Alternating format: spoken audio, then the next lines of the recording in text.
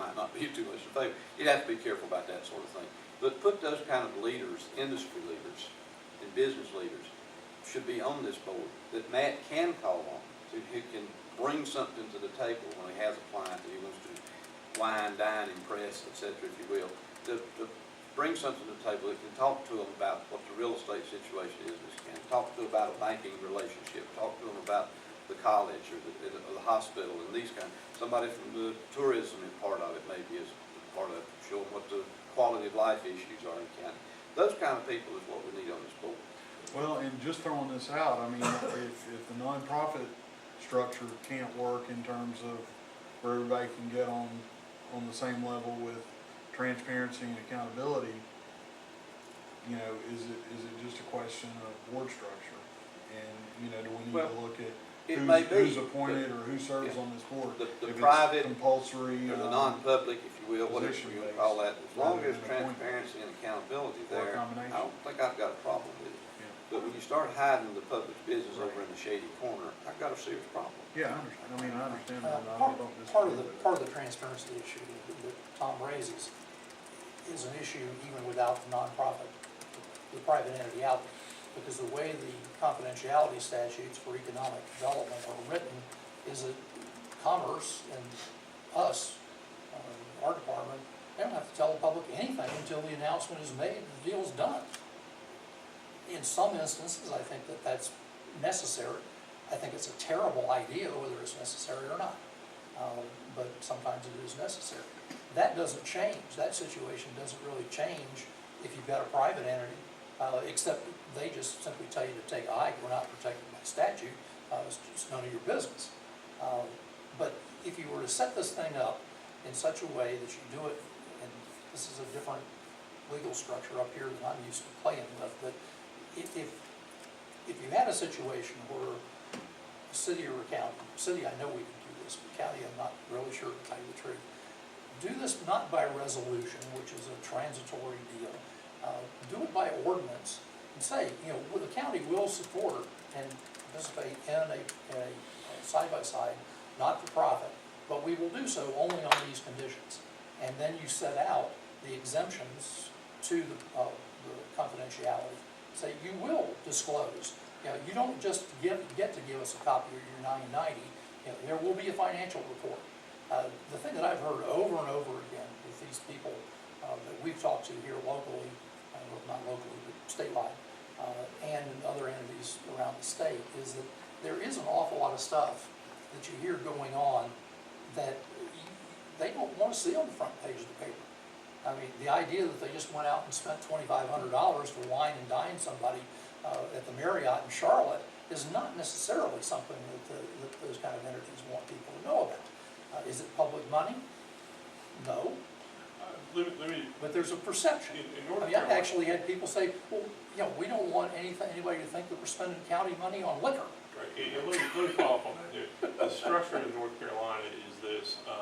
If the county were to provide financial assistance to a nonprofit, like we do to the rescue squads, like we do to other nonprofits, this county hasn't done it, but we've begun to institute in this county where we have a contract for services. North Carolina, you cannot spend public money for private purpose. And the way that that is assured, and the auditors want to see this, is that you have a contract with that entity, whether it's a private or a nonprofit, and you outline the conditions of the receipt of the funds.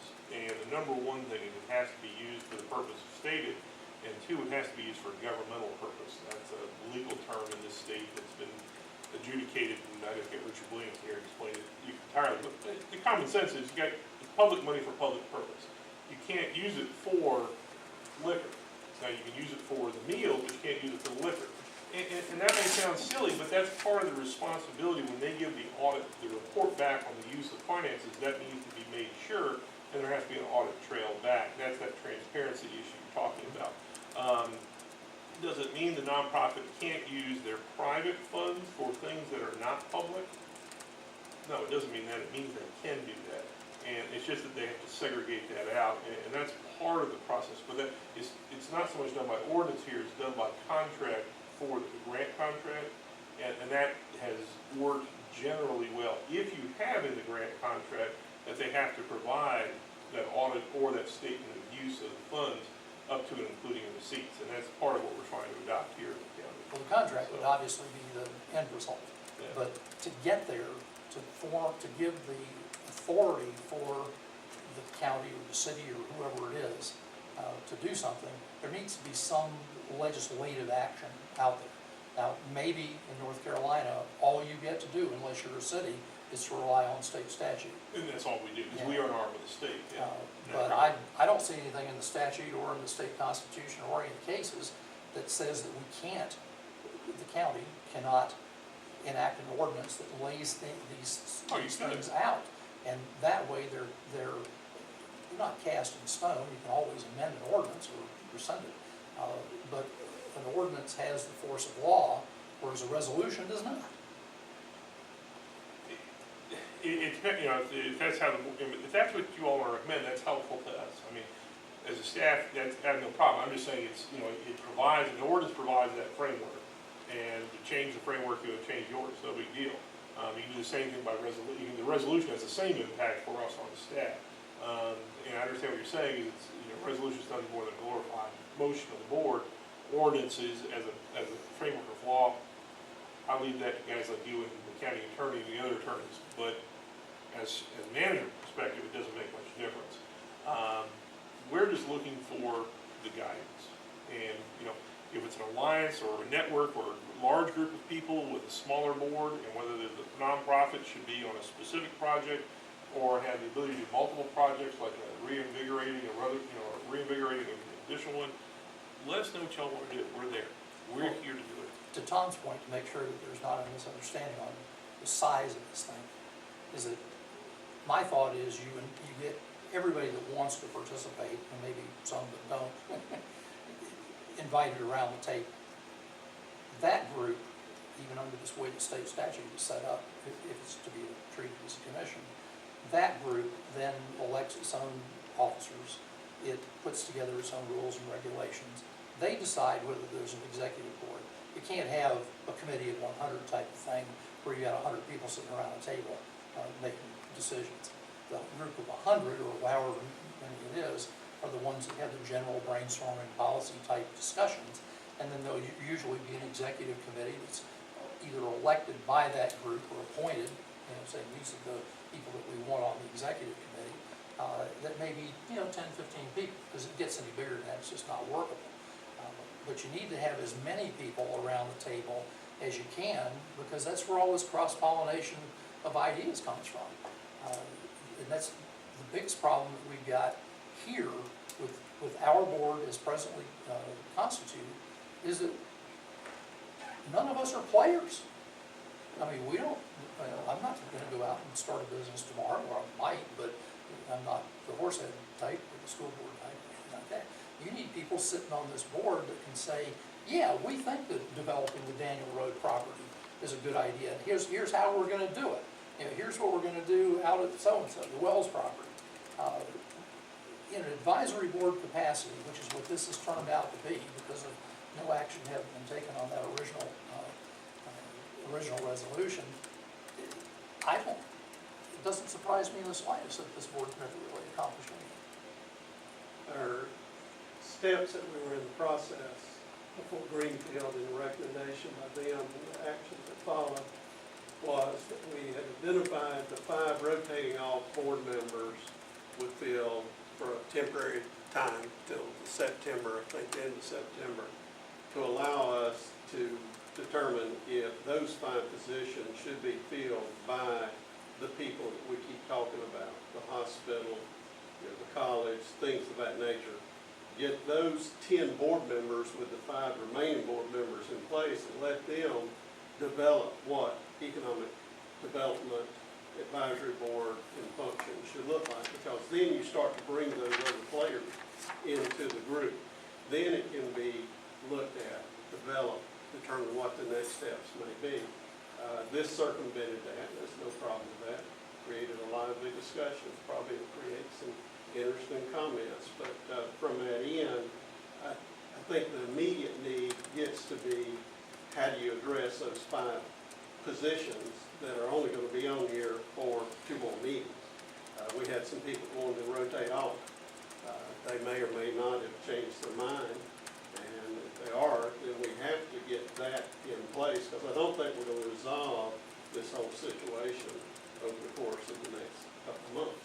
That would be very helpful if you could, coming in of today, simply recommend a group of people by position or by name or anything to the Board of Commissioners to help you, fill out this board, to take it Well, through. there were some legalities though, because some are appointed from there's 2 appointments, if I remember correctly. There is an appointment from within their district, and then there's an at-large. But understand, let me just say, the transition of that is that the commissioners could simply, it's under their purview to suspend that process, given that you're in a transition, and simply appoint who you feel is appropriate, who they feel is appropriate, but certainly they're not gonna do it without a recommendation from you all. But if you all would like to have 5 or 6 people or positions appointed, I'll sit down with the county attorney, we'll have that done before, we'll figure out the methodology for doing that.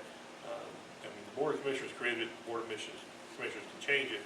They can, and if you all want that, I feel very certain they're looking for your guidance.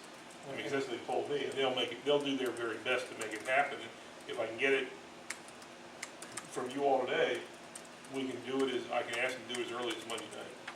And I'm happy to take that to them.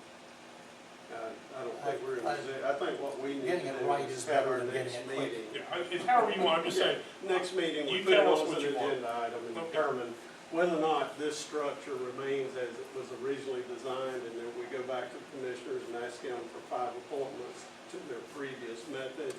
okay. And then from there, all of the officers, the subcommittees can all be appointed with whatever the makeup of that board is. And then from there, we introduced one time from a large position, we brought Dave Bixler on, who represented the hospital, to start to move toward these things of getting the correct players involved. And that can still happen where the appointments are available that way, but we'll address that as we get into it. The one suggestion I would, if you meet as a committee or as a board to discuss it, one of the key players that we deal with every time we have a project virtually is the municipalities. And I can't encourage you enough to engage the municipalities. There, in this county, with the exception of Broad River, they provide the water and the sewer. And by teaming up with them, also we can we enhance the incentive packages. So we work very closely with all the municipal governments, and you mentioned Lincoln and the city of Lincoln, things like that. In Cleveland County, in the city of Shelby, work very closely, and in Henderson County and things like that. It's very common. So the more you can integrate the municipal governments into the board and the decision making, it will be helpful. We'll continue to obviously work with them regardless when we put together packages, because they're a major part of it. I just want to let you, everybody's talked to different entities, but the municipalities are a major part of our success. Well, that roster of stakeholders that's been floating around since 2008 has the municipalities on it. It's got TDA on it. It's got the college on it. I mean, nothing would make me happy. Walter and I do not have the same politics, but nothing would make me happier than to have Walter sitting there, no offense, instead of Mike, or in addition to Mike. I mean, the idea that you've got the decision maker sitting right there saying, yes, we can do this. That's what this has got to be. I mean, that's the only way these things work. This whole process was begun because of ineffectiveness or the lack of value that the way this board is constructed brings to economic development for Rutherford County. And our charge is to evolve into whatever that structure needs to be. And I think you got to get some of the right players to help you evolve into that. So we got the opportunity, so we'll pick that up at our next meeting. Well, Terry, who gets to go talk to, you're going to talk to Walter, I assume. Yeah. Who gets to talk to Janet? And Jimmy's sitting right here, we know where he is. I suspect that Forest City would be on board with this in a heartbeat. But somebody needs to sit down and when we go back to our commission and say you need these 5 appointments, we need to make sure that the people that get appointed are going to show up. And staff will certainly assist you. If you all identify 5, 6, 10 people, or whoever you identify, certainly it's better, I think, coming from you directly to the extent that we can contact them. I'll commit Matt and Barry to helping out, and I'll certainly make phone calls as necessary